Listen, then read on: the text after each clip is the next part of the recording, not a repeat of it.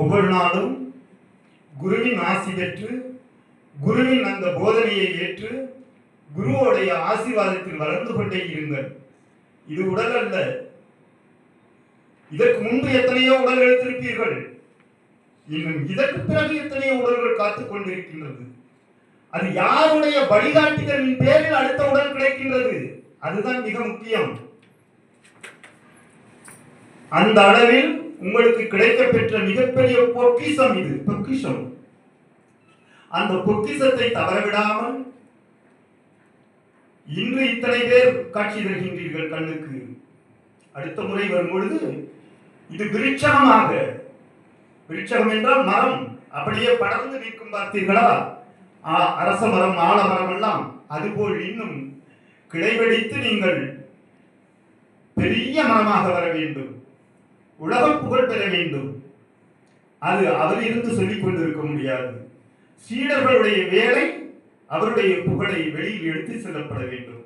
அவருடைய கருத்துக்களை வெளியில் எடுத்து செல்லப்பட வேண்டும். அவரால் நீங்கள் உணர்ந்ததை வெளியில் எடுத்து செல்லப்பட வேண்டும். இதுதான் நீங்கள் அவருக்கு கொடுக்கக்கூடிய காணிக்கையாக இருக்கும்.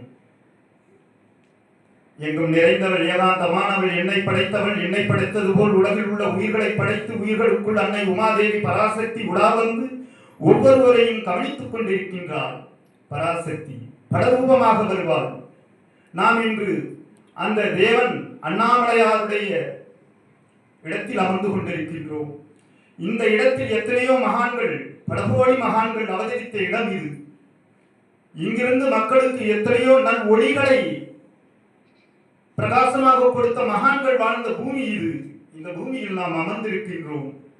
ஒவ்வொருவரும் அந்த மகான்களுடைய அறிவுரை கேட்டார் போல் அவர்கள் இன்று உங்கள் கூட உடலாக இல்லையே ஒழிய அப்படியே இந்த காற்றின் மூலமாக ஒவ்வொரு மகான்களும் இந்த அறைக்குள்ளே உலா வந்து கொண்டே இருப்பார்கள்.